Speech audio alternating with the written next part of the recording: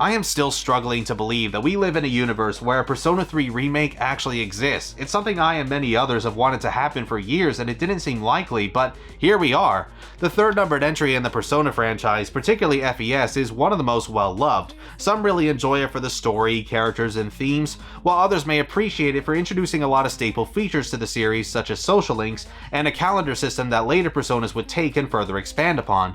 Persona 3 Portable had all of those things, plus a new story route and new social links, along with a female protagonist you can play as, and has never been done again since, at least as an avatar of yourself anyway.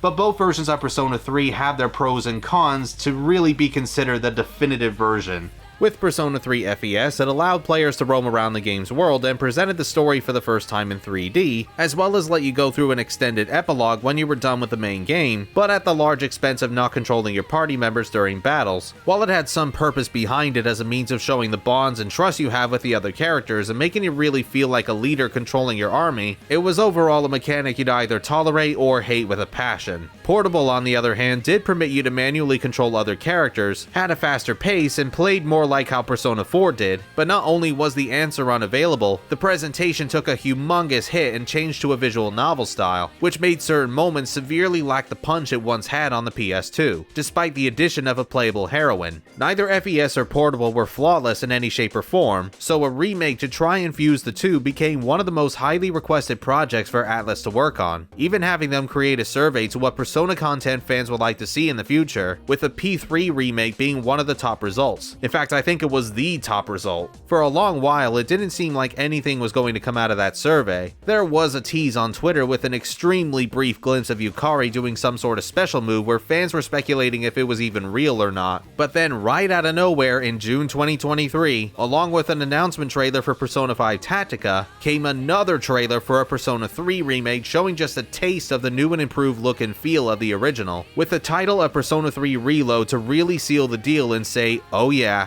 it's finally happening. I was beyond excited to see this, and it was another game where I was squirming in my seat just waiting for the damn thing to come out. It was a perfect opportunity to finally give us that definitive version of Persona 3 we needed for so long, taking everything that worked in FES and Portable to create one amazing package. It's true that as of this video's date, I've only been a Persona fan throughout the last 6 to 7 years, starting with vanilla Persona 5, and I'll admit I was pretty harsh on the original Persona 3 when I reviewed it in 2019, but I have since then learned to greatly respect it, and see why so many people enjoy it.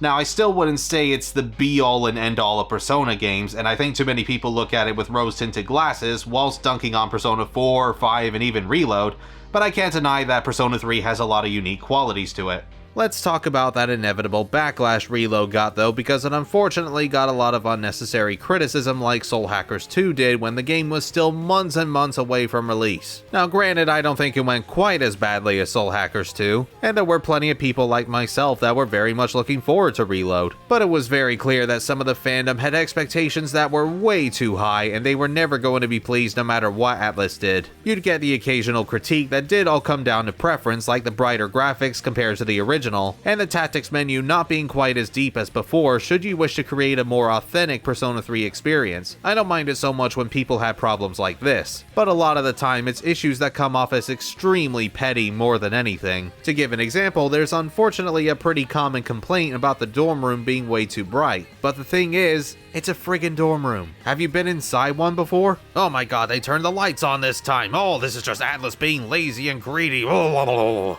fuck, that killed my throat. Like, come on, this is a first world problem at worst. It is not that big a deal. What, are the characters just supposed to sit in darkness the whole time? I can lower the brightness even further. Is that better? No? I'll tell you what, let's make the whole damn screen black. Ah, perfect, now this is how you play Persona 3. Oh, but now we have to deal with the apparently crappy new anime cutscenes that can't even compare to the original. Like, dude, are we even looking at the same cutscenes? I know it's the PS2 and everything, but how does Reload not look better? I swear I'm done with this fucking fandom. You know, I'm so embarrassed for them at this point that it just gets harder and harder to even trust a word these people say sometimes. So here's my thoughts on the game. Be sure to like and subscribe afterwards.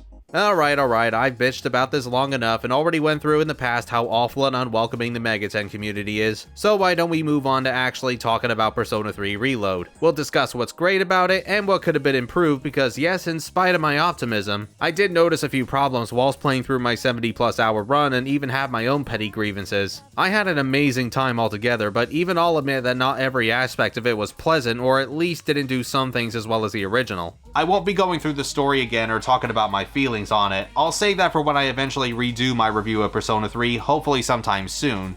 I have a lot of different opinions compared to when I first discussed it, and I want to go into full detail as much as I can, spoilers and all. As for Reload, nothing about the stories really changed. You're still playing as Makoto Yuki / Minato Arisato, yes, I'm making sure to get the damn name right this time, transferring to a new town and a new school, setting the stage for basically every Persona game after 3, where he joins a group called Seas to get rid of the Dark Hour, a 25th hour in the day no one without special powers is aware of, but is nevertheless incredibly dangerous. Where's Kotone Shimomi during all of this? That's a good friggin' question. It's already been confirmed by ATLUS that it'd be too much work and cost too much money to put her in, but that didn't stop you doing it the first time when Persona was more niche of a franchise. You're still charging a buttload for DLC costumes, songs, and personas, and you're now doing an expansion pass with the answer and even more costumes and tracks. But nah, I understand, that's too much money. You're clearly a very starving business that needs to preserve what they have. Every scene from the original has been given the HD makeover and a shitload of green at times, with most of the script intact minus the odd sentence or two. Even the bad moments. I really could have done without Operation Babe Hunt again. Oh sorry, Yakushima Beach Fling. No dancing around it, this was just as grating as it was before. Yeah, at least they got rid of the slightly transphobic portion of it. But then we gotta go through the Kyoto bathhouse scene again, so now newcomers to Persona can thank this one for introducing that annoying tradition. You don't even get to play it this time, as if this section wasn't pointless enough. The anime cutscenes have been updated like I mentioned earlier, the graphics received a significant boost with the Unreal Engine, and the menu art style and all-out attacks are given the same treatment that Persona 5 got. There's often another criticism that Persona 3 Reload takes a lot from Persona 5, especially with how flashy it is, but I don't see it as copying Persona 5, but more so setting the new norm for Persona games from here onwards. If you compare the original Persona 3 and 4, you may not notice much of a difference in style there, even more so if you're playing the PS2 version of Persona 4, but you don't see anybody complaining about that. Why should it be any different with Persona 3 Reload adapting Persona 5's art direction and altering it a bit to make it its own? Give it a few more years, I'm sure when the next Persona game comes out, this will be seen as underappreciated, and Persona 8 can't possibly compare because society's never able to move forward nowadays, and all we do is cling to the past, longing to relive the glory days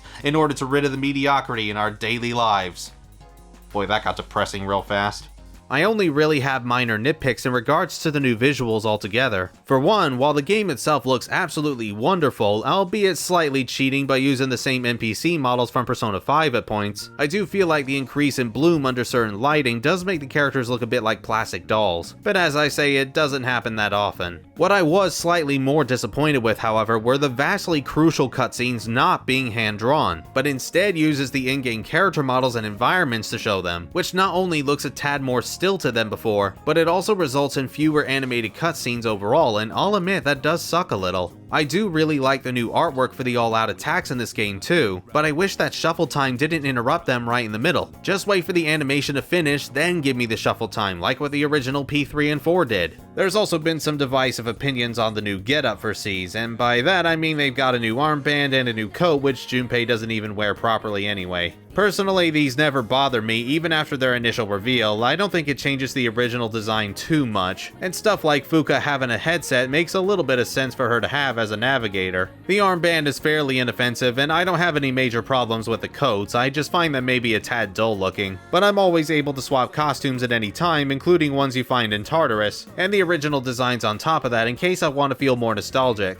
If you're wondering if I ever bothered with the DLC costumes, personas, and tracks that's available to purchase, no, I haven't yet. Playing with the fan of these personas does sound pretty interesting for gameplay, but I really don't think we need yet another ATLUS game with their attire, as well as the investigation investigation teams. We've had plenty of that already, and this shit should really be free at this point, or at the very least a much lower price. With a redone main cast does come a brand new set of voices though, all of whom I think do an incredible job. Some of them even sound eerily close to their originals, particularly Junpei and Mitsuru. Akihiko's was a little odd at first, as if his balls dropped at age 2, but I eventually got used to it and think he also does pretty well. If you're a stickler on keeping the original actors though, they do make some minor appearances in the game too. You've got Liam O'Brien as Officer Kurosawa, Michelle Ruff as the Antiques owner, Yuri Lowenthal as Yukari's dad, I heard Karen Strassman a couple of times as additional voices, and of course there's Tara Plott reprising her role as Elizabeth, the Velvet Room attendant for Persona 3. I do kinda wish Minato would speak up a little more, maybe do something similar to Joker in Persona 5 by rarely forming a sentence, but he does have a tiny bit more to say than in the original, so I guess that's something.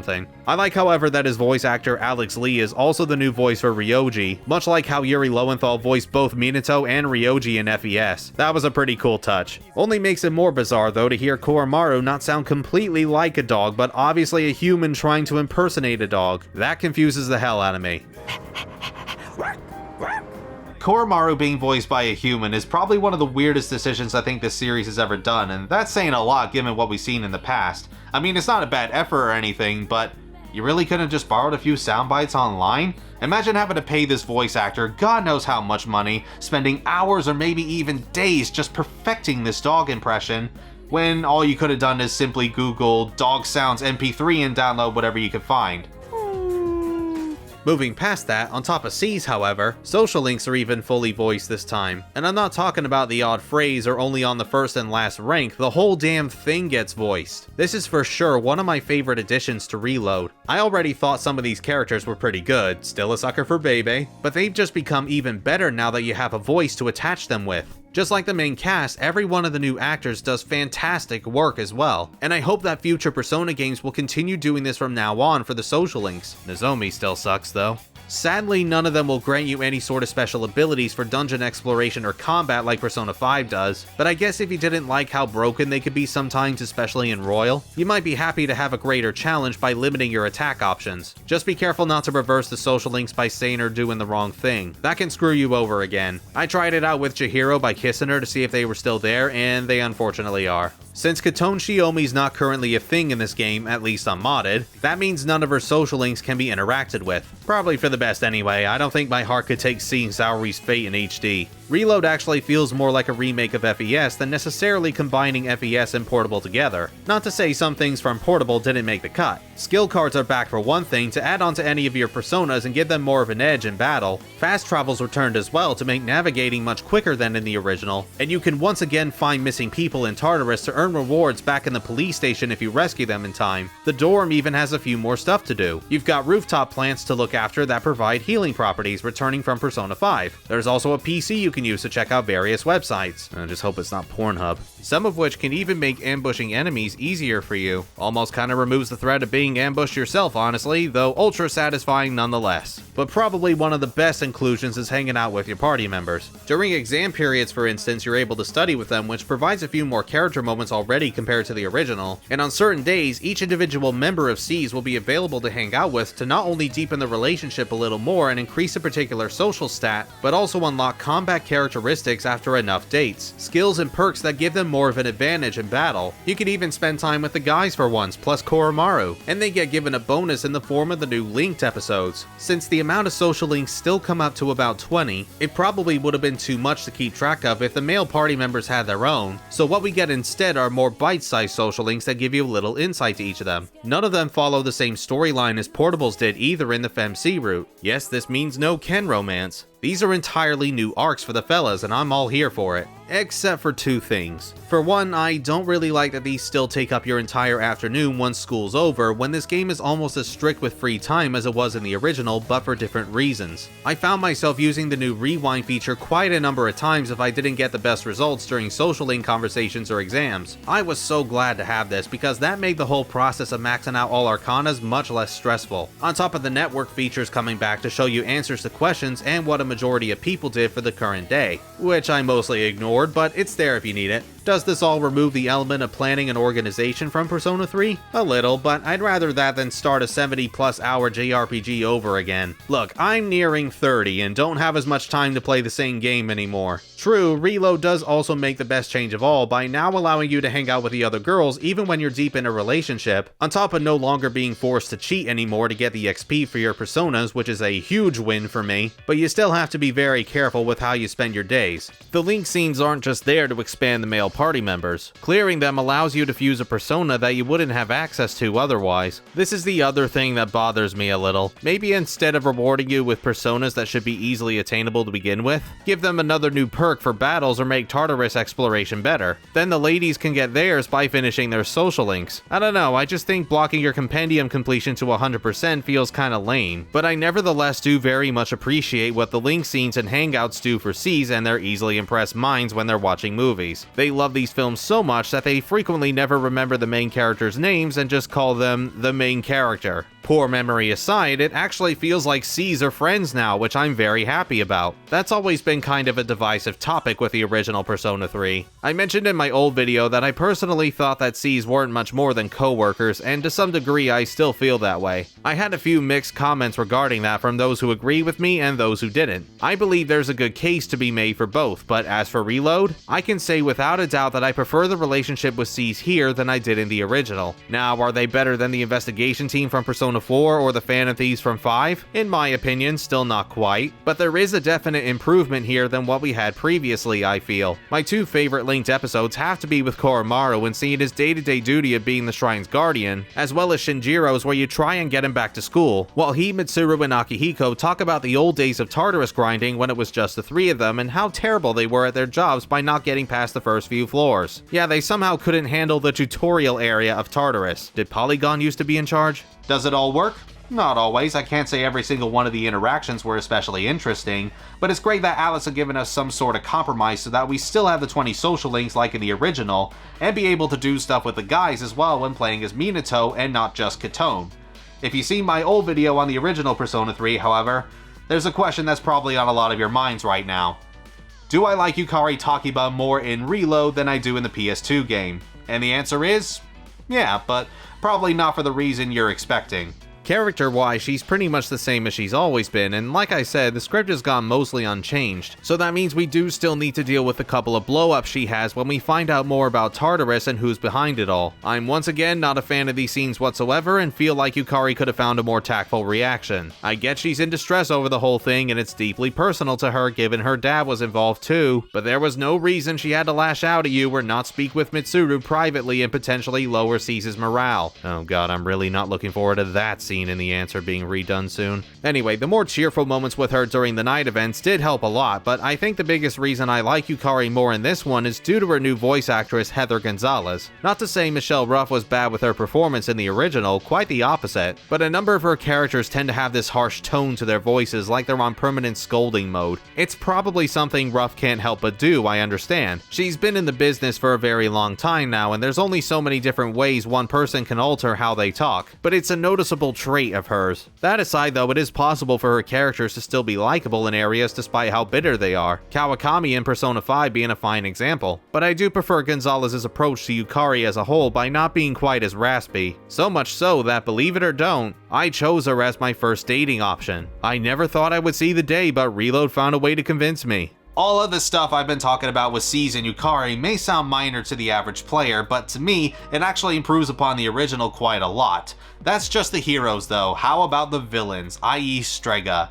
Sadly, this is where I don't think Reload quite excels on. Not that Strega are bad characters, they're just nothing fantastic. This has always kind of been the case for me, even in the original Persona 3, but outside of a few moments, Strega have never been the most fleshed out group of antagonists in my opinion. Again, I'll go more into it when I eventually re-review FES and Portable, but they just sort of drop by occasionally, taunt Cs for a bit, maybe do something drastic, then leave. By the time we do finally get a little exposition and motivation for why they want the Dark Hour to continue, it's so late in the game that we don't have any time to absorb that information before tackling the final boss. Reload adds a few more exclusive scenes to try and add more depth to Strega, but in reality they're about as useful as the SIU director scenes from Persona 5. as in no use at all. It mostly boils down to Takaya shaking his fist in the air saying, "I'll get you next time, C's." And there are certain times where you meet with Takaya for a quick chat. I was pretty scared of this at first because I thought Takaya and Strega were gonna get social links and ruin what they had going for them, but thankfully not. Takaya just tries to persuade Minato to join him and stop preventing the Dark Hour. In fact, these exchanges are almost pointless. We know exactly how Minato's gonna feel about it. These scenes can pretty much be summed up as, "Hey, you changed your mind yet? Nope. Cool, bro. I'll try again next month." I appreciate the attempt, but I don't think it quite worked to its fullest here. While I'm not going to pretend every moment of Reload's retold story was flawless, I believe the game does a good enough job at recreating most of them, and on the rare occasion is presented even better than how FES handled it. As per usual with a mainline Persona game like this though, that's only half the package. We spent all this time discussing the differences with the story and characters, but have yet to actually go over the dungeon crawling, which even huge fans of FES either got along with or they didn't. I myself found it to be tolerable, if not stressful on a few occasions. But does Reload change a lot to make the journey, more engaging?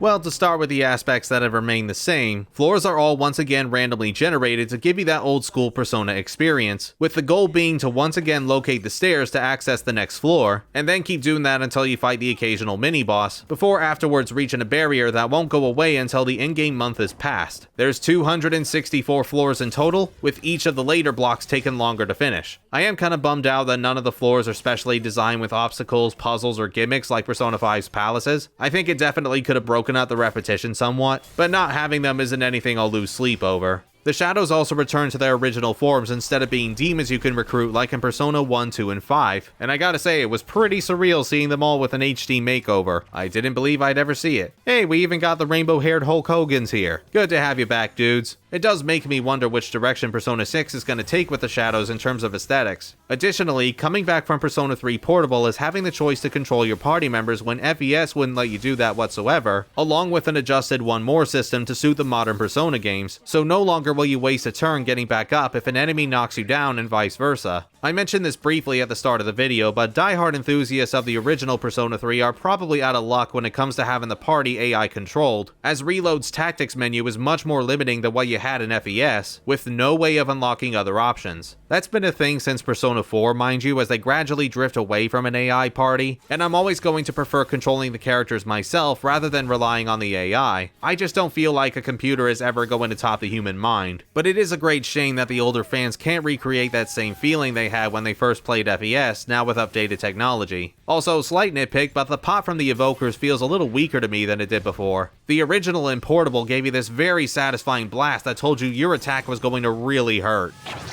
Most of the time anyway. Reload's evokers on the other hand sounds more like a slap on the wrist when they're summoning their personas. C's blowing their brains out has a variety of meanings behind it, such as the theme of sacrifice, discarding their old selves, as well as embracing their past. Every one of the characters has something to put on the line and a reason to fight. I feel that Reload's evokers don't quite match these ideas.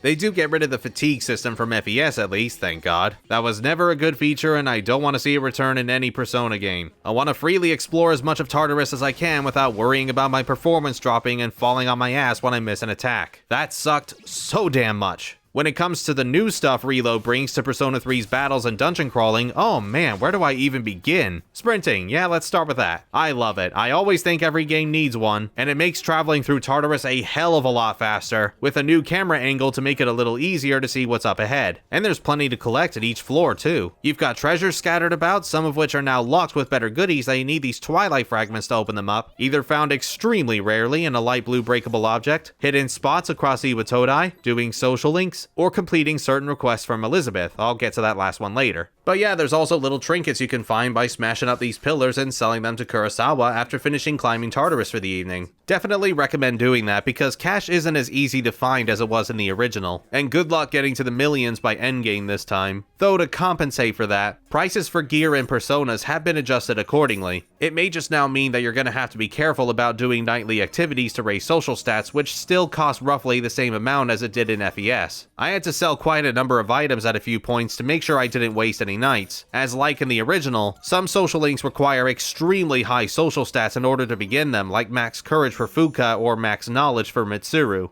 The dorm's new PC can at least help with this a little bit by purchasing links to websites you can search for, providing more ways to boost up your social stats, and even acts very similarly to Chihiya's fortune telling during the last couple of months, where you can slightly build up the relationship between any social links falling behind. A damn useful feature, I might add. Sadly, like in FES, assuming you're not just going to sleep every evening, once you do everything you can during the night, you're still given a lot of free time to do whatever. There's only 2 nighttime social links again, Tanaka and Mutatsu, and hanging out with the party does help kill some time, but I had a ton of available evenings by the last month or two that I ended up doing stuff that hardly contributed anything at all. I know it's not possible to fill up every single night with at least something to do. That's unrealistic expectations I'm setting for the devs, but maybe add a facility that increases a Persona's stats, rather than wait until the arcade allows you to do it for one day. Let me max out my Orpheus Telos as soon as I can. I only have so much incense to go around, and I can use it on my party members now too, so I don't know if I want to change their playstyle a bit. Anyway, sorry, back to Tartarus. You want to know something else I really liked? The shift mechanic.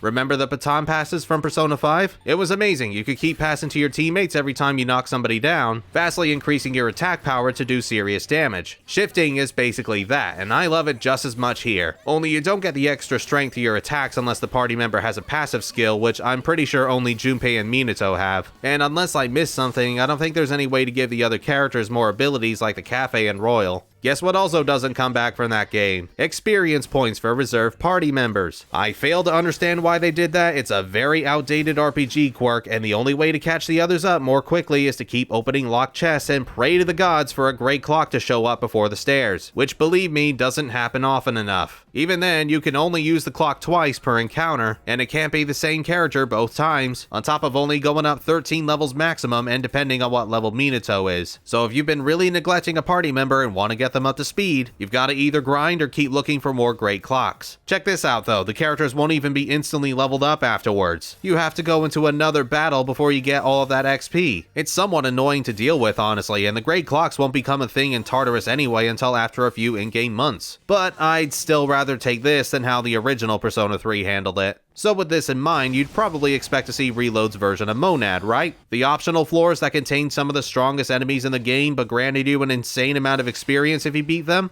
Well, sort of. Now we get what are known as Monad Doors and Monad Passages. Monad Doors appear randomly as you scale Tartarus and usually present you with a tougher than your average enemy, where upon defeating it, the next couple of floors are automatically scanned for you on the map, saving time exploring. I like this in theory, but in execution it mostly takes more time beating the enemy than it does to just investigate the floors normally, and you don't get a whole lot of extra experience to boot. The only real motivation to do them is to have an easier time acquiring the new major arcanas in shuffle times that provide all sorts of permanent buffs until you leave Tartarus. Then by getting them all, you'll earn an arcana burst where every card during shuffle time onwards has a boost in quantity, meaning more XP, money, and better skill cards. Shuffle time in general has received quite a significant change this go around. You get skill cards instead of weapons like I've just shown, but picking a card of a persona you already have in your hand also gives more experience to that persona. The cards don't even hide or move around anymore to try and throw you off, and the blank and curse cards are gone as well. So there's no penalty whatsoever to picking the wrong card, which I don't mind myself, but I suppose I can kind of understand why older fans won't like this too much. Apologies, figured I'd get that out of the way whilst on the topic of shuffle time, because this brings me to the Monad Passages, which are slightly different to the Monad Doors, as these ones appear near the end of a block after a few full moons pass. Passages are more like trials of mini-bosses you have to conquer, each one rewarding you with some exclusive treasure, in addition to another major arcana card that you can get randomly during shuffle time. Again, I like the concept of Monad Passages, and it provides a bit of challenge on top of this if you've been finding the game too easy so far, but the fights feel a tad drawn out for my liking, not to mention totally draining to your resources. Luckily, you can leave in between battles and refill your health and mana at the cost of some Twilight Fragments, but I wouldn't recommend doing that too much. Twilight Fragments are plentiful but not infinite, and you'll still need them to open up locked chests either randomly on a floor or after a mini-boss, some of which carrying fairly good items and alternate costumes you can't get anywhere else. Besides, Fuka's Theurgy has a chance to refill your health, mana, or even both if you're really lucky, so not much point in using Twilight Fragments to heal once you get it.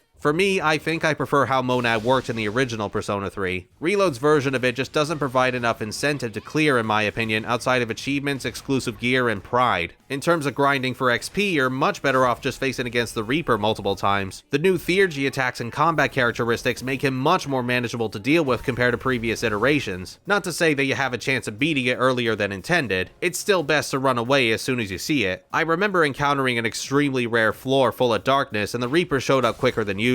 I tried to find it out of curiosity because everybody's levels were in the 60s. Boy was I wrong. Ah well, I'll just go to the next floor away from it. Oh shit, it's followed me! When the hell could it do that? You follow one rule, I go to the next floor, you disappear! Get away, you heathen! I should quickly talk about the Theurgy attacks though. Again, you don't get these until quite a while into the game, but these are basically Reload's style of the Showtime attacks from Persona 5 Royal. God, how many mechanics did Royal introduce to the series? Unlike the Showtimes, however, which only appeared under various circumstances in battle, each party member now has a meter that fills up by either hitting enemies or through certain means, like Yukari using a healing ability. When the meter's full, you can then perform the Theurgy attack at any time before it empties itself again. These are just as effective as the Showtimes, doing great damage and ignoring resistances, with every character getting up to 2 Theurgies as the story goes on. The protagonist, on the other hand, gets several, with the fusion spells making a comeback. Like in the original Persona 3, you need 2 specific personas to be able to use them, only this time you don't need to have them available in your current hand. As long as they're in the compendium, you can use the fusion spell, and this is so much better in my opinion. I really felt like the fusion spells in the original were a fantastic idea, but heavily underutilized because most of them cost way too much SP to use and become totally obsolete later in the game anyway. Armageddon being the worst example by costing 999 SP, though granted that was a move that did 9,999 damage. Now it just leaves my health and SP at 1. But if you have plenty of restorative items or a persona with Victory Cry that both fully heals and gives you back all of your SP after a fight, that's not even gonna be a problem.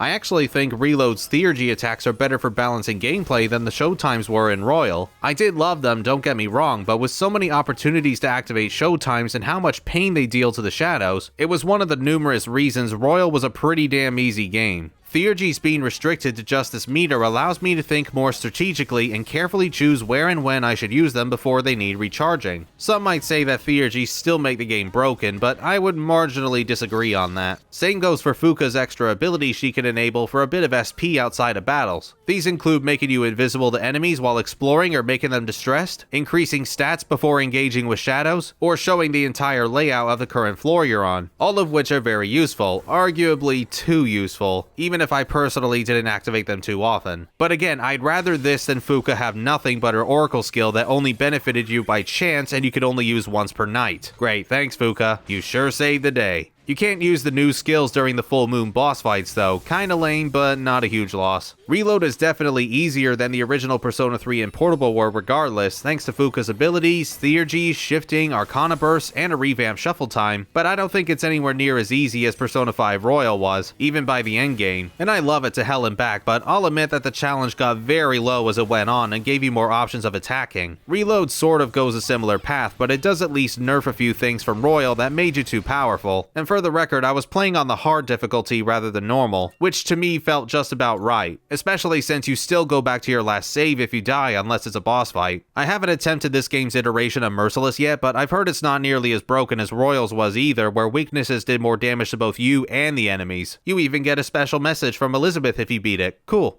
This isn't even taking into account the fact that there's a fortune teller in the nightclub that can affect the rate of the Theurgy meters going up and the appearance of rarer enemies, as well as golden hands to give you more XP and money. We get the new greedy shadows halfway through the game too that you may choose to chase down by selecting the correct paths, giving you more rewards than you would have had otherwise. There's so much in Reload that goes to your favor more than it does the enemies, but I still have a ton of fun going through these battles. Bosses are at least a bit trickier than they were in the original, although the shifting mechanic does definitely decrease the difficulty in some spots, particularly with the Hangman. Some of the bosses in FES and Portable, well, they weren't pitifully easy per se, ignoring what I said in my old video, as they can occasionally sneak a nasty attack on you, but they also weren't the hardest outside of a couple in the late game. Again, I point to the Hangman. Seriously, that fight drags. It almost felt as if the original bosses were designed for players who didn't reach the barriers by the end of the month and needed to be able to actually progress the story. The bosses in Reload are more expected of you to have at least done some leveling. They can do more damage than you might expect, and a few changes to the fights may throw you off. They thankfully never feel unfair there though, and was a nice break from snooping around Tartarus, because despite all the praise I've been giving to the changes and additions to the dungeon crawling thus far, it can still be very repetitive for a game this long, which if you didn't like it in FES or Portable, you may not enjoy it anymore in Reload. Not helping matters is the fact that once you leave a floor, it'll stay the same shape until you leave Tartarus, which is great for breezing your way through should you need to go back a few floors, but not so good for farming treasures and items, especially when trying to do the redone Elizabeth super boss. I actually managed to beat her this time though. I failed to get Orpheus Telos the first time by missing Odagiri's social link by a single day, the slick-haired son of a bitch. But I was successful on my second playthrough, and I'm so glad I did because it made the fight so much smoother than it could have gone. Took me an hour to defeat Elizabeth even with the recommended setup online, but with careful planning and a smidgen of luck on my side, I got her. Give it a try if you want. You don't even have to be on New Game Plus this time. You can do it on a fresh playthrough if you want.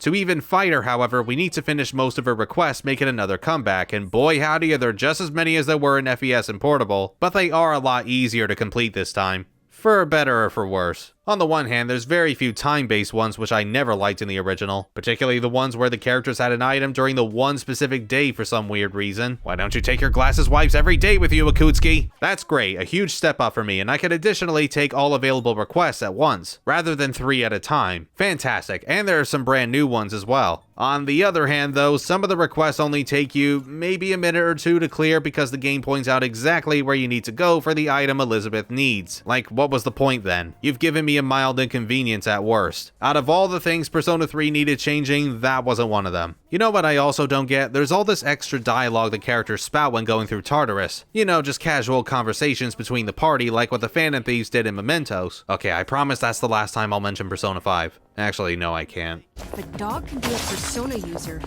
maybe a cat could... Nah, no way that'd happen. See? Told ya.